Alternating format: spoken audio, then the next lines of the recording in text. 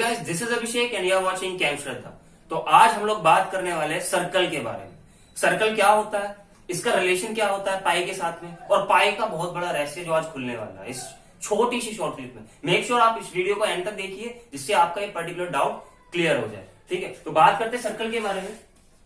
तो बात करते हैं सर्कल के बारे में, नेमली सर्कल होता क्या है, सर्कल कब सिलेंडर में कन्वर्ट हो जाता है, सर्कल 2D होता है 3D होता है, इन बारे में डाउट्स क्लियर करने वाला हूं मैं आपकी। तो नॉर्मली अगर हमने ये एक फिगर बना ली है, इस फिगर का नाम क्या होगा, सब बच्चों को पता है सर्कल होता है, सब बच्चों को पता है सर्कल होता है। लेकिन अगर मैं इसी के ऊपर एक और सर्कल बना दूं, एक और सर्कल बना दूं, तो कुल मिला के मैं सर्कल की सीरीज बनाना स्टार्ट कर दूं, या कुल मिला के आपके घर में जो प्लेट्स होती है जिसमें आप खाना खाते हो, उस प्लेट को अपने हाथ में रख लो तो 3D शेप में हो जाएगी, क्योंकि इसकी 3 डायमेंशन आ गई। क्यों, लेंथ ब्रेथ एंड हाइट। तो कुल मिला के जब आप उसकी हाइट बढ़ाना स्टार्ट करते हो तो सिलेंडर का रूप ले लेगी। नेमली सर्कल जो होता है वो होता है 2 डायमेंशनल, लेकिन सिलेंडर जो होता है, जो आपके घर में सिलेंडर होता है सिलेंड्रिकल शेप का होता है, वो किसकी शेप में होता है, वो 3 डायमेंशनल होता है। ठीक है, उसकी 3 डायमेंशन होती है, लेकिन इसकी 2 डायमेंशन होती है, इसलिए हम सिर्फ इसे ड्रॉ कर सकते हैं। सर्कल को कभी हाथ में नहीं लिया जा सकता। मेरी बात ध्यान से सुनेंगे, सर्कल को कभी हाथ में नहीं रख सकते, इसे सिर्फ ड्रॉ कर सकते हैं। सर्कल कैसे बना, कहां से आया सर्कल, साइंटिस्ट के मन में क्या बात है कि सर्कल को ड्रॉ करते हैं। तो नेमली एक रस्सी ली उन्होंने, रस्सी से उनके दिमाग में कीड़ा रहता था क्या, उन्होंने पहले इसकी शेप बनाई, स्क्वायर की शेप बनाई, उसके बाद उन्होंने रेक्टेंगल की शेप बनाई, उसके बाद में उन्होंने सर्कल की शेप बनाई। लेकिन सर्कल के बारे में शेप बनाने के बाद में उन्हें लगा कि यार ऐसी भी शेप हो सकती है, इन शेप्स का भी तो एरिया हो सकता है, इन शेप्स का भी तो सर्कमफ्रेंस या पेरीमीटर निकाल सकते हैं हम लोग। ठीक है, नेमली सर्कमफ्रेंस को पेरीमीटर बोलते हैं सर्कल के केस में। फिर उन्होंने क्या बात करा, इस रस्सी को जिन्होंने उससे रेक्टेंगल बनाया था, उस रस्सी से उन्होंने फिर एक सर्कल को ड्रॉ करा। तो जब उन्होंने सर्कल को ड्रॉ करा, उन्होंने बहुत सारे सर्कल्स ड्रॉ करे एक ही रस्सी से, कभी उसकी लेंथ छोटी कर दी, कभी बड़ी कर दी, तो उन्होंने बहुत सारे सर्कल्स बनाए अपने आसपास में रख दिए। तो उन्होंने एक चीज ऑब्जर्व करी, जब उन्होंने एक ऐसी लाइन खींची जो बिल्कुल इसके सेंटर से होके जाती थी, उन्होंने उसका नाम क्या रखा, डायामीटर। उन्होंने उसका नाम रखा डायामीटर। ठीक है, लेकिन जो ये पूरी इसकी सर्कल की जो लेंथ है या इसकी सर्कमफ्रेंस है, जो इसका पेरीमीटर है, उसका नाम रखा उन्होंने सर्कमफ्रेंस। सर्कमफ्रेंस इसका नाम रखा। लेकिन जब उन्होंने ऑब्जर्व करा कि जब हम सर्कमफ्रेंस और डायामीटर का रेशियो निकालते हैं तो हमेशा वो एक कांस्टेंट के इक्वल आता है। यानी कि अगर मैं ऐसे लिखूं इसे, सर्कमफ्रेंस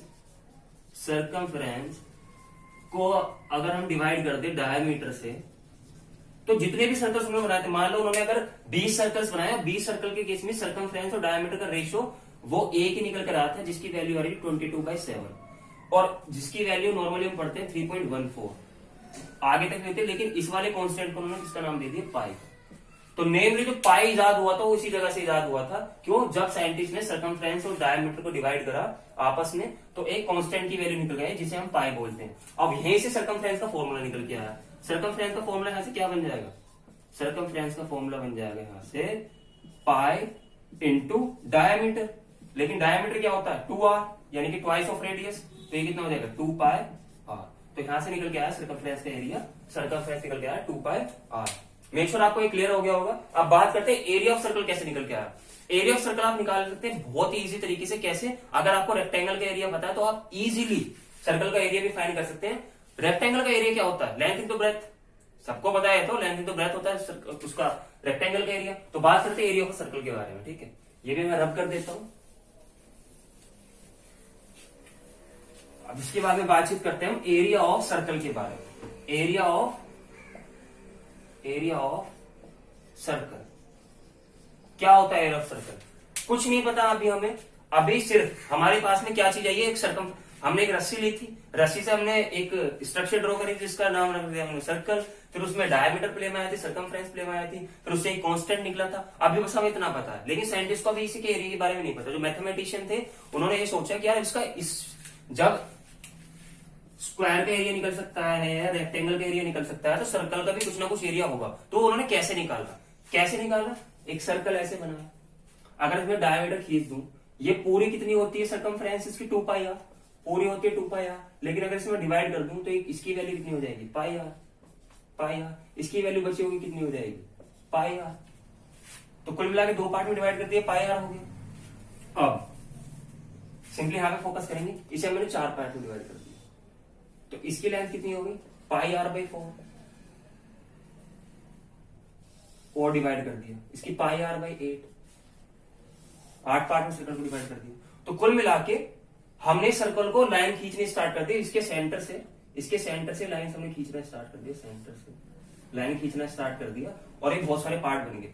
अब इस सर्कल का अगर मैं एक पार्ट निकालूं तो कुछ ऐसा बनेगा, ऐसा बनेगा, ऐसा ही तो बनेगा, जिसकी वैल्यू कुछ भी ले लो आप, पाई आर बाई 16, यानी कि मैंने इस सर्कल को 16 पार्ट में डिवाइड कर दिया है, तो ये इसकी वैल्यू कितनी होगी, पाई आर बाई 16।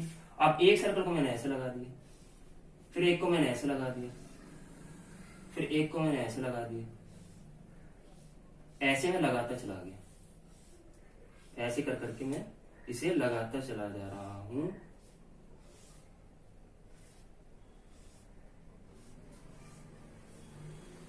ये लग गया, लेकिन आप इसने आपको पाई आर बाई 16 दिया, पाई आर बाई 16 दिया ना, लेकिन जब आप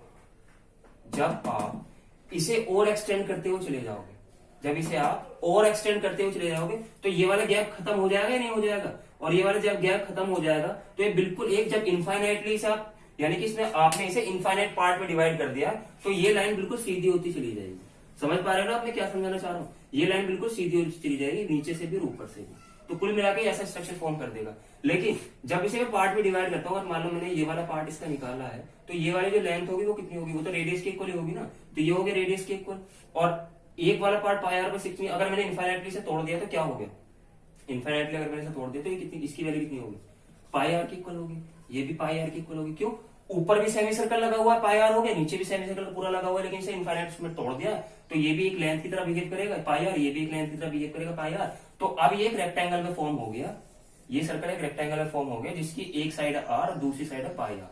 तो कुल मिला के एरिया ऑफ रेक्टेंगल क्या होता है, एरिया ऑफ रेक्टेंगल होता है आपका लेंथ इंटू ब्रेथ, और लेंथ कितनी है इसकी आपकी आर इंटू पाई आर, तो यहां से निकला पाई आर स्क्वायर।